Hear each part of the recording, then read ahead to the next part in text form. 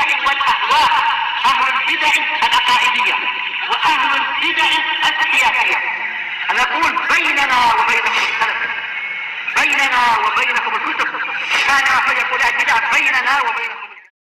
Bismillahirrahmanirrahim. Alhamdulillahi rabbil alamin. Asyhadu an la ilaha illallah wahdahu la syarikalah wa asyhadu anna Muhammadan abduhu wa rasuluh. Allahumma shalli ala Muhammadin abdika wa rasulik wa ala alihi wa ashabihi ajmain, amma ba'd. Baik. Qala al-muallifu rahimahullahu taala as-sunnatul lazimah. Sunnah yang bersifat keharusan, lazim itu mengharuskan. Wa minas sunnatil lazimatil lati man taraka minha khaslatan lam yuqbalha. Dohirnya gitu toh, ataukah failnya itu dohirnya huwa kembali ke Allah, lam yaqbalha, Allah tidak menerimanya. Baik, termasuk dari sunnah yang wajib, yang mana barang siapa meninggalkan satu karakter saja dari sunnah tadi, kemudian sunnah tadi tidak diterima dari pelakunya oleh Allah Ta'ala, wa yu'minu biha. Dohirnya kembali ke mana ini? Wa yu'minu biha lam yakun min ahliha, dan dia beriman kepadanya, lam yakun min ahliha. Dohirnya apa? Sebentar. Man taraka minha khoslatan, berarti ini jawab dari man belum ada. Tapi apa? Lam yaqbalha ini dohirnya adalah badal dari man taraka minha. Man taraka minha khoslatan lam yaqbalha wa yu'min biha, yaitu barang siapa meninggalkan satu karakter saja dari sunnah itu.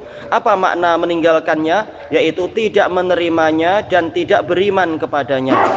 Baik, ya rahmatullah. Nah, sekarang baru jawab dari man lam yakun min ahliha. Barang siapa meninggalkan ini, maka dia bukan termasuk dari ahli sunnah. Apa itu? Al-imanu bil qadari khairihi wa syarrih. Ya rahmatullah. Dia beriman kepada takdir yang baik dan yang buruknya.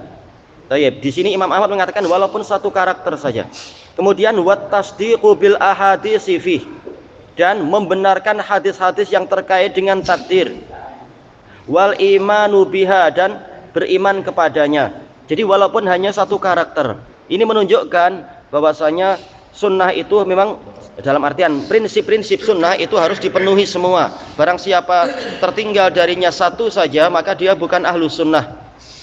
Misalkan apa? Dia beriman kepada semuanya kecuali takdir, maka dia bukan ahlu sunnah. Dia adalah qadariyah, misal dari kalangan qadariyah. Demikian pula orang beriman kepada seluruh prinsip sunnah, namun ada satu yang dia tinggalkan, yaitu apa? Tidak boleh memberontak. Dia memilih memberontak, maka dia khawarij walaupun beriman pada perkara-perkara yang lain, maka dia bukan ahlus sunnah.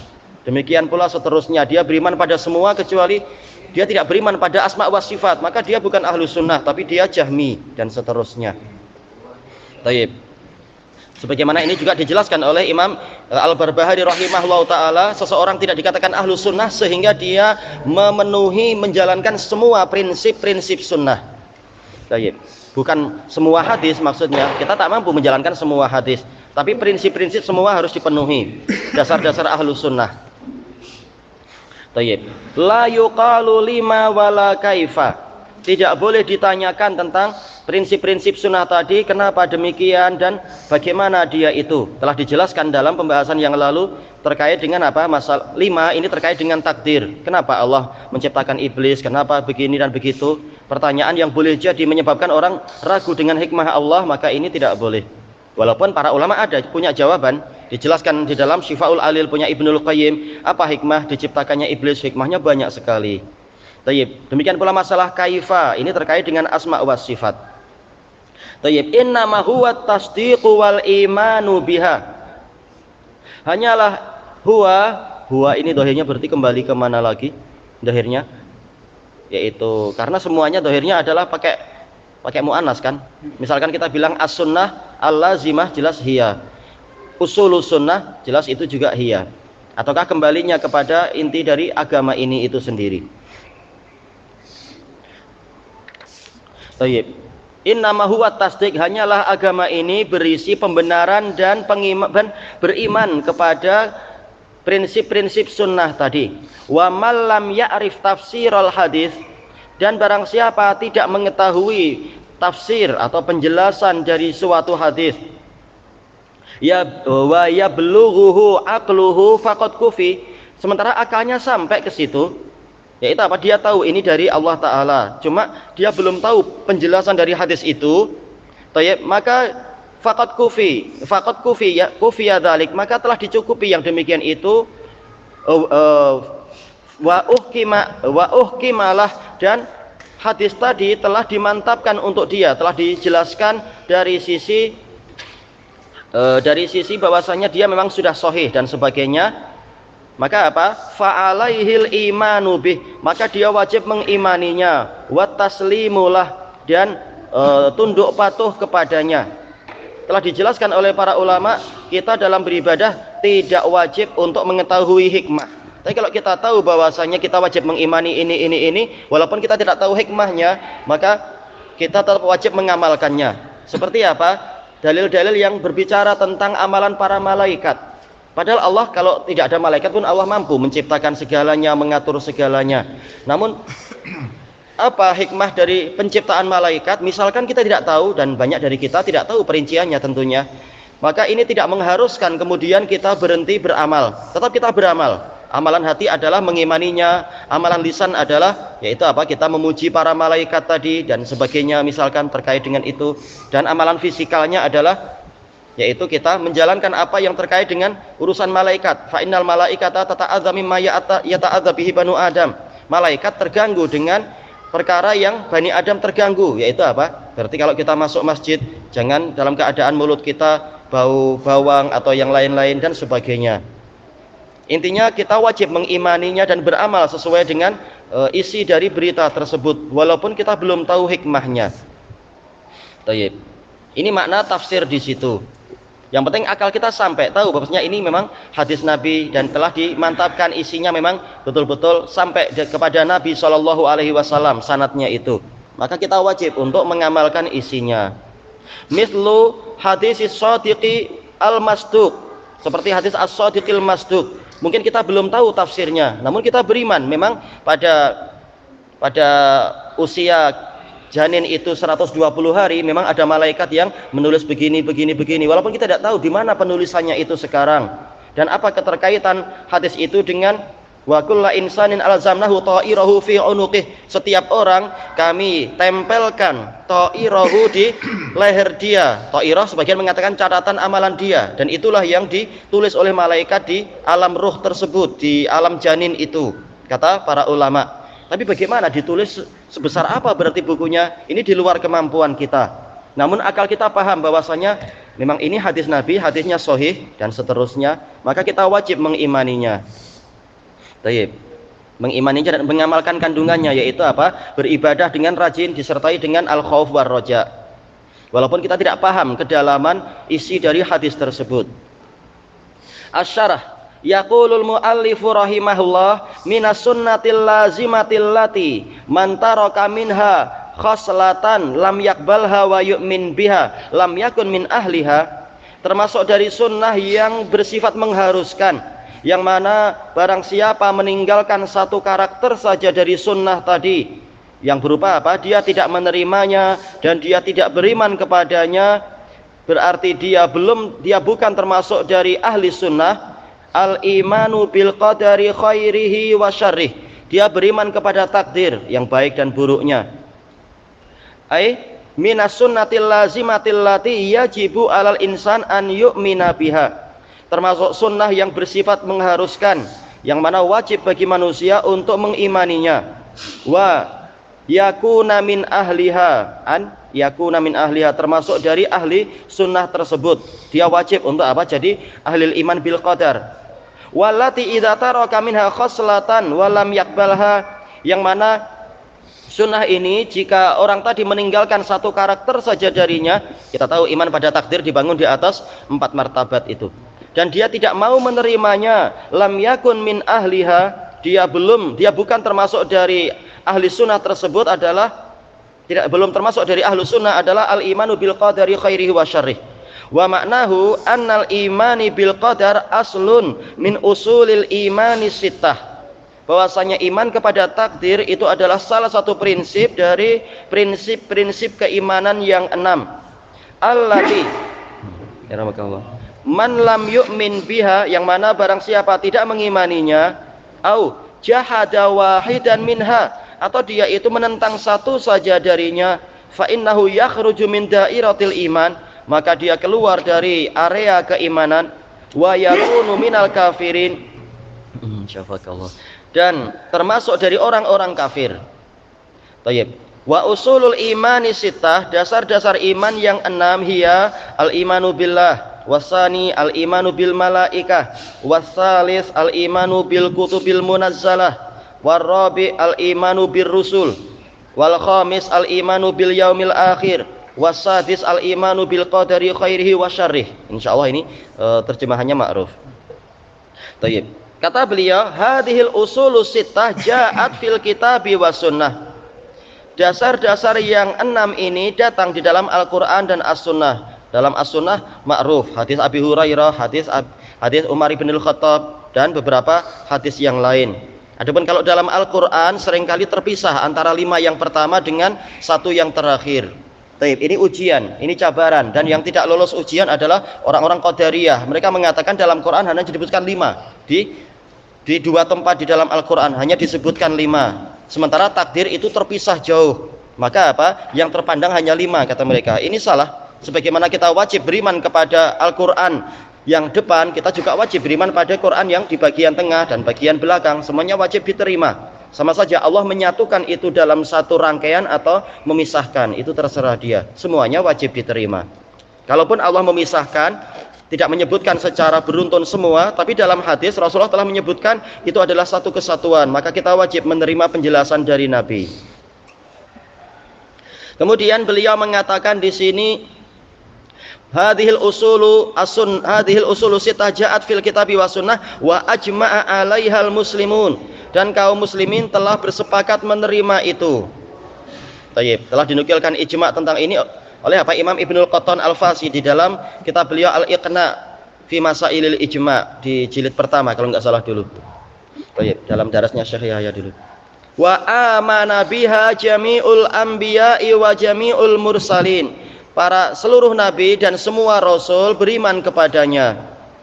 Wa lam yajhad syai'a minha, dan tidak ada yang menentang sedikit pun dari 6 prinsip tadi, illa man kharaja an dairatil Islam, kecuali orang yang keluar dari area keislaman, wasara minal kafirin, dan termasuk dari orang-orang kafir. Wa hadhil usul jalla 'alaiha kitabullah.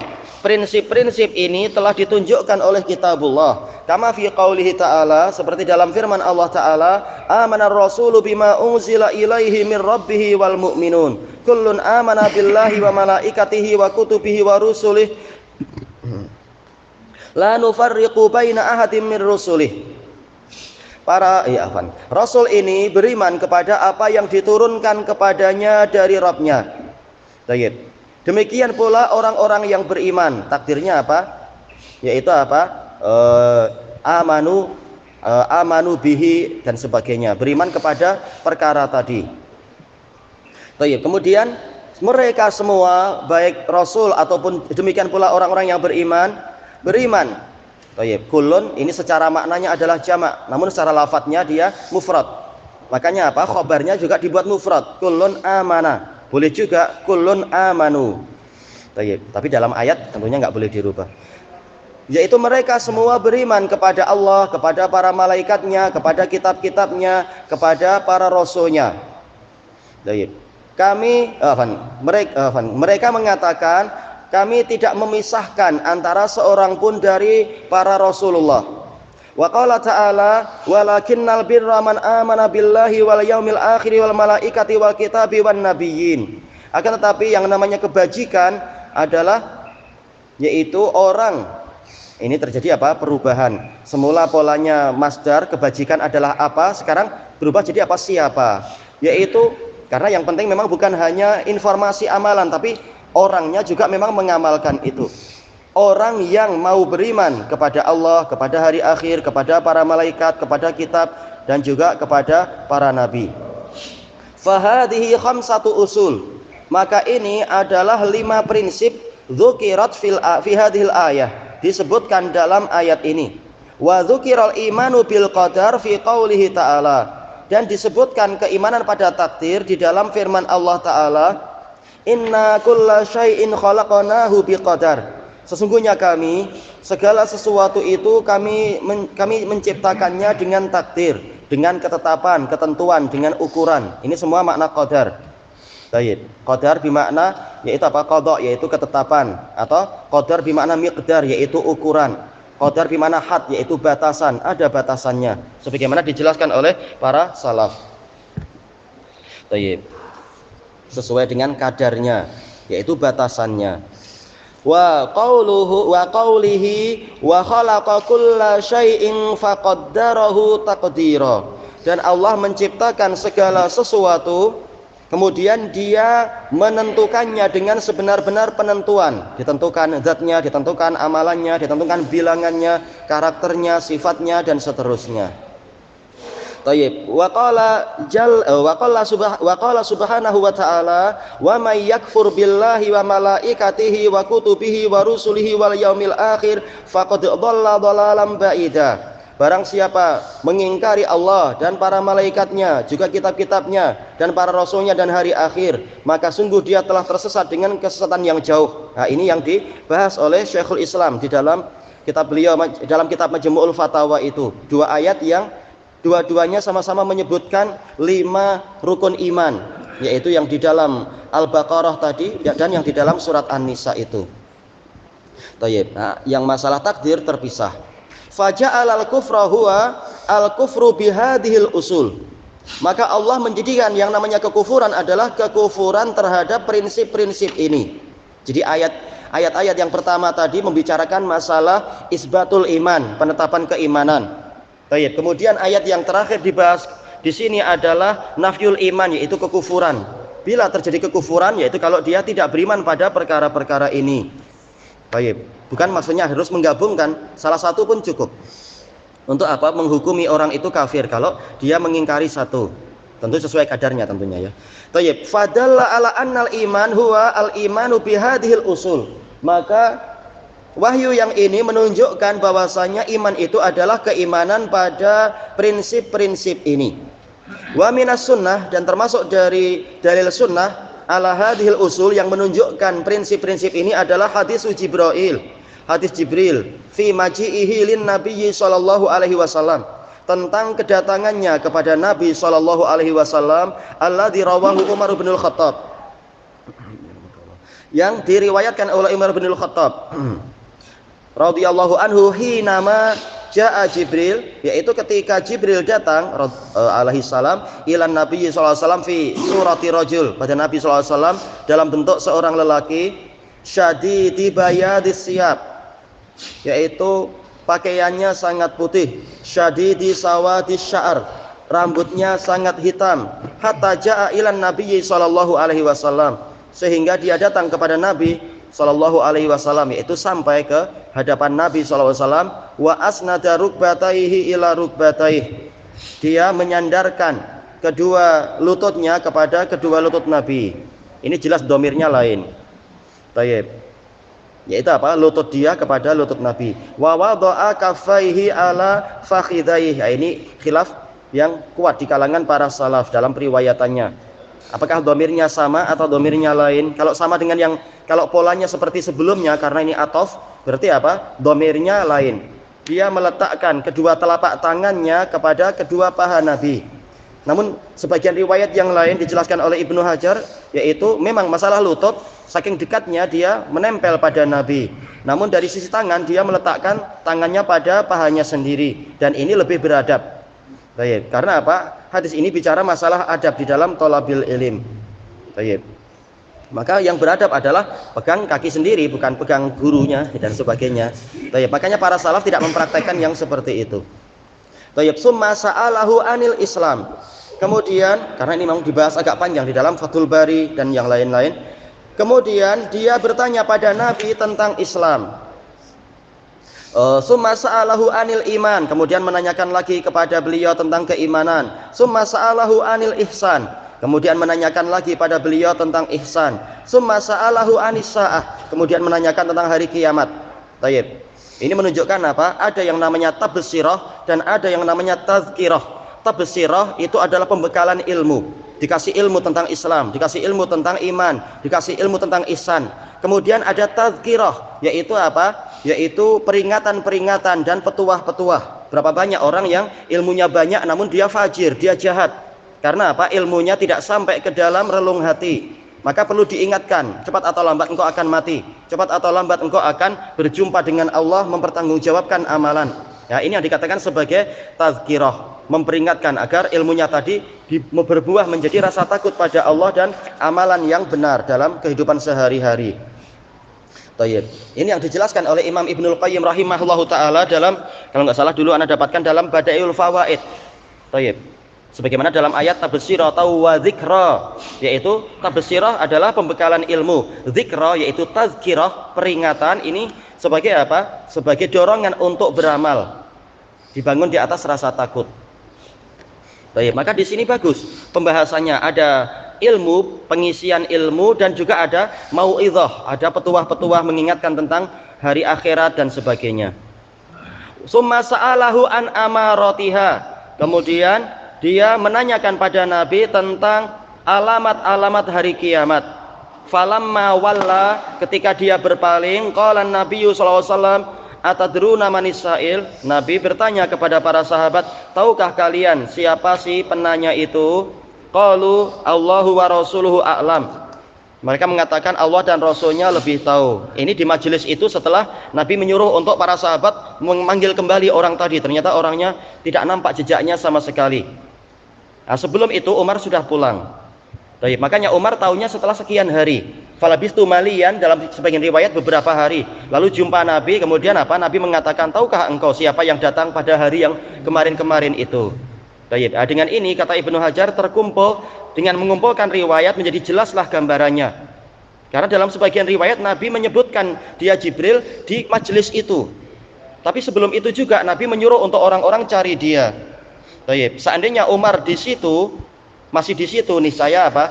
Niscaya dia akan langsung dapat info dari Nabi itu adalah Jibril. Tapi Umar waktu itu karena suatu hajat, setelah kes itu dia pulang duluan. Nah, Nabi dengan para sahabat masih duduk situ, lalu dapat wahyu bahwasanya apa itu adalah Jibril. Lalu Nabi memberitahu sahabat yang di situ. Jadi ini bukan dalam 1 menit istilahnya, tapi apa? Ada beberapa selang waktu untuk yang di majelis itu. Untuk yang Umar itu beberapa hari. Kemudian beliau mengatakan, hada Jibril atakum yu'allimukum dinakum. Ini adalah Jibril, dia mendatangi kalian untuk mengajari kalian agama kalian. Dijelaskan oleh At-Tufi, Sulaiman At-Tufi Al-Hambali rahimahullah dalam kitab beliau Al-Mu'in, kalau nggak salah Al-Mu'in ya, nah itu Syarah Arba'in itu. Ini menunjukkan bahwasanya pengajaran terkadang berupa pertanyaan. Dia tahu, namun dia tanya ke syekh untuk apa? Mengajari orang lain. Ini bagian dari ta'lim juga. Tayyib. Faja'alad dina salasa maratib. Maka Jibril, kalau kembalinya ke Jibril, karena dia yang mengajari sebenarnya, dia menjadikan agama ini ada di atas 3 tingkatan. Al-Islami kah atau Islama ya? Al-Islama summal imana summal ihsan. Islam kemudian iman kemudian ihsan. Wasyahid, sisi pendalilannya di sini apa? Anahu lamma sa'alahu anil iman. Ketika Jibril bertanya pada Nabi tentang iman, qal al-imanu an tu'mina billahi wa malaikatihi wa kutubihi wa rusulihi wal yaumil akhir wal qadari, yaitu beriman pada al-qadar khairihi wa syarrih. Baik. Idzan, jika demikian, al-imanu bil qadar aslun min usulil iman. Iman pada takdir itu salah satu dari dasar-dasar keimanan. Faman lam yu'min bil qadar falaysa bimumin. Maka barang siapa tidak beriman kepada takdir, maka dia bukan termasuk orang mukmin.